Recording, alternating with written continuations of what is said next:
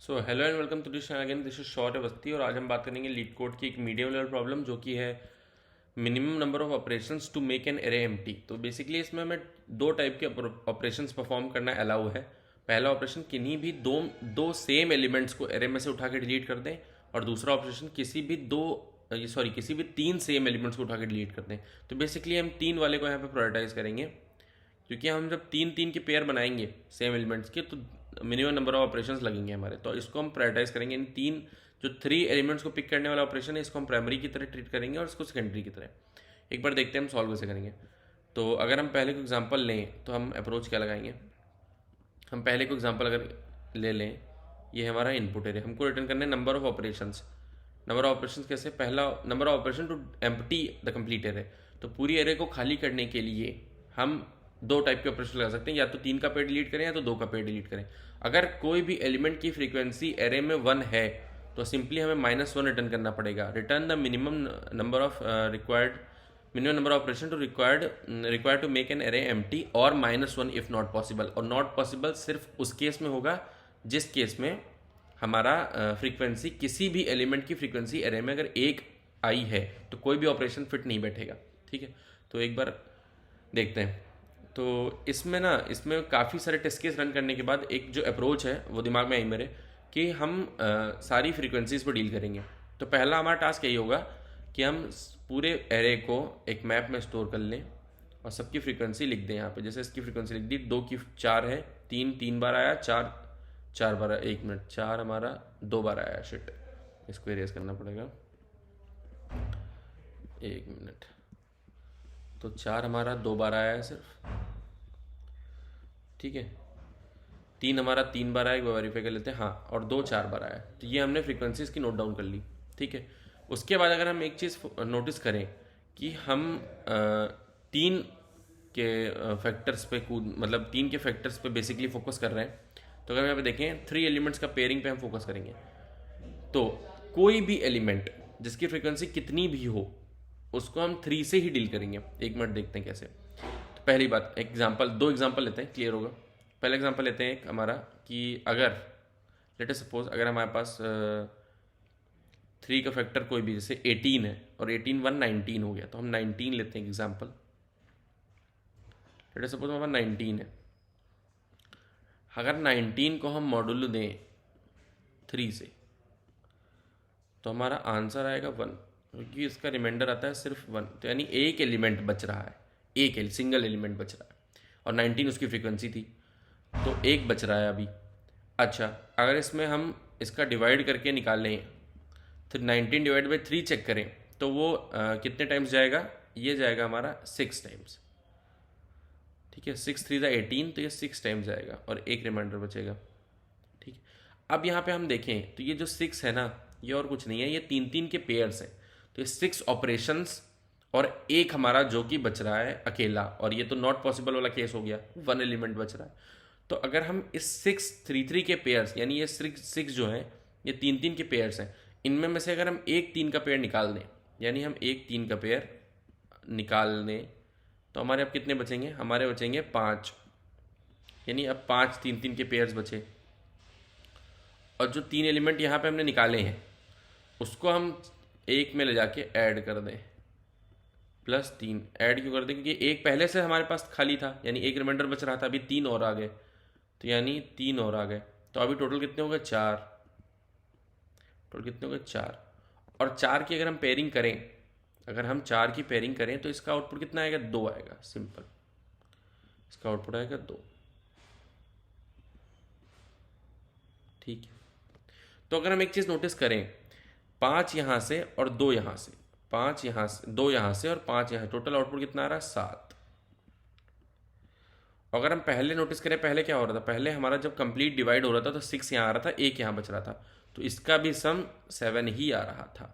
अच्छा, किसी भी एक नंबर को अगर हम 3 से डिवाइड करते हैं तो रिमाइंडर सिर्फ 1 या 2 आ सकता है। ठीक है, तो एक 1 वाला एग्जाम्पल लेके मैंने एक्सप्लेन ही कर दिया कि अगर आप रिमाइंडर लें, जो रिमाइंडर आ रहा है, अगर रिमाइंडर बच रहा है तो +1 ऐड कर दें इसमें। सिंपली जो हमारा आंसर आ रहा है डिवाइड करके उसमें +1 ऐड कर दें। एक 2 वाला भी लेके देखते हैं, अगर 2 हम लें, रिमाइंडर 2 किस में आएगा, 20 में बचेगा। सिंपल, 20 में रिमाइंडर कितना बचेगा, 2। 3 से लेके देखें तो इसमें रिमाइंडर कितना बच रहा है, इसमें हमारा बच रहा है 2, सिंपल। ठीक है, अगर इसको हम डिवाइड करें तो कितने टाइम्स जाएगा, ये जाएगा हमारा अगेन 6 टाइम्स, क्योंकि 6 3 18 प्लस 2 हमारा 20 हो गया। ठीक है, 6 टाइम जाएगा। अगेन हम इसमें से एक 3 का पेयर निकाल देते हैं, एक 3 का पेयर निकालें, एक 3 का पेयर निकाल दो भाई, और वो 3 यहाँ रख दो। ठीक है, और यहाँ कितने पेयर बच गए, 5 पेयर बच गए, सिंपल 5 पेयर।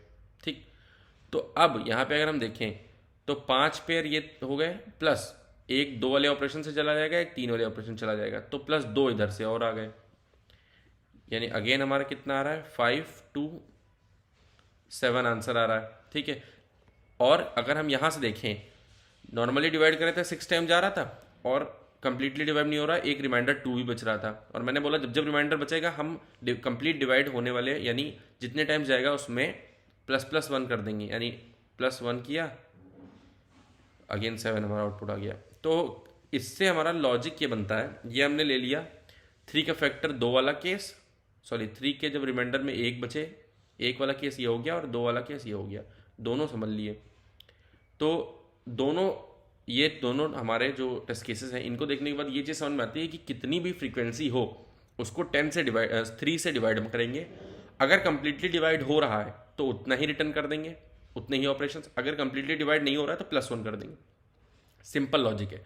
बट एक केस और था, अगर किसी भी एलिमेंट की फ्रीक्वेंसी 1 होती है, अगर किसी भी एलिमेंट की फ्रीक्वेंसी 1 होती है तो वो -1 डायरेक्ट रिटर्न कर देंगे, क्योंकि पॉसिबल ही नहीं है उसको पेयर कर पाना। तो अगर हम ये पूरा हिसाब किताब देखें तो हमारा 3 केसेस बन रहे हैं, 3 कंडीशन बनेंगी। पहला कंडीशन कंप्लीटली डिवाइड बाई 3 हो जाए, यानी divide by 3 is equals to 0। दूसरा कंडीशन डिवाइड बाई 3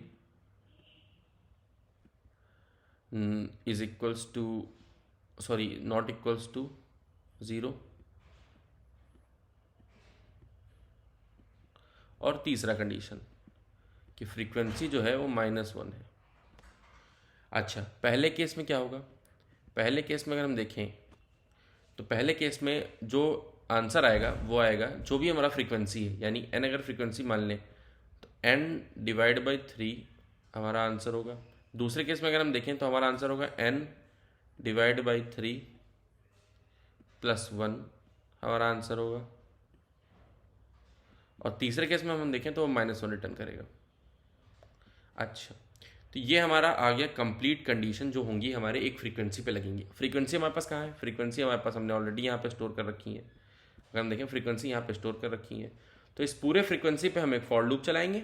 ठीक है, पूरे फ्रीक्वेंसी पे फॉर लूप चलाएंगे और ये 3 कंडीशन चेक करते रहेंगे।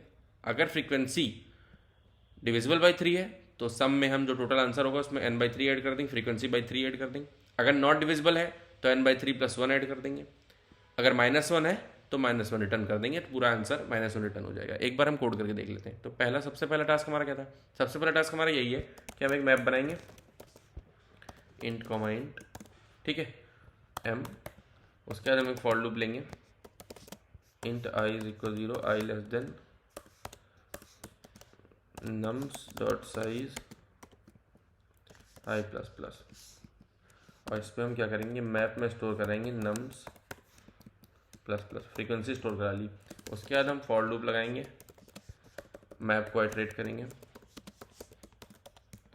ठीक है, और हम चेक करेंगे, सबसे पहला काम क्या हम चेक करेंगे, इफ़ हमारा it.second यानी किसी भी एलिमेंट की फ्रीक्वेंसी अगर 0 है, यानी अगर 1 है तो हम नॉर्मली इसको पेयर नहीं कर सकते, यानी रिटर्न -1 कर देंगे। ठीक है, उसके बाद क्या था, कंडीशन नंबर 2, अगर ये कंडीशन हमारी और हो गई, दूसरी कंडीशन में हम देखें तो n/3 तो दोनों में ऐड ही करना है ना, n/3 तो दोनों में ऐड ही करना है। तो हम प्रॉपर यहाँ पे क्या करते हैं, यहाँ पे सम += n यहाँ पे क्या है, फ्रीक्वेंसी it.second/3, ये तो ऐड ही कर देते हैं। फिर क्या था, दोनों में ऐड करना। फिर चेक करेंगे अगर डिविजिबल नहीं है तो एक और ऐड कर देंगे, अगर डिविजिबल नहीं है तो एक और ऐड कर देंगे। फिर हम चेक करेंगे इफ़ it.second कम्प्लीटली 3 से डिविजिबल नहीं है तो हम क्या करेंगे, सम में एक और ऐड कर देंगे, यानी सम प्लस प्लस कर देंगे। ठीक है, हो गया। अब रिटर्न कर देते हैं सम यहाँ पे। एक बार सम को इनिशलाइज भी कर लेते हैं यहाँ पे, इन सम इज इक्वल 0। ठीक है, रन करके देखते हैं इसको। तो ये टेस्ट केसेस पास हो रहा है, एक बार सबमिट करके देखते हैं। ठीक है, तो ये सक्सेसफुली सबमिट हो रहा है। So thank you so much for watching this video. अगर वीडियो पसंद आए तो वीडियो को लाइक करिए, चैनल को सब्सक्राइब करिए, और ऐसे डेली POTD सॉल्यूशंस देखने के लिए बेल आइकन को दबाइए। मिलते हैं अपने अगले वीडियो में, तब तक के लिए बाय।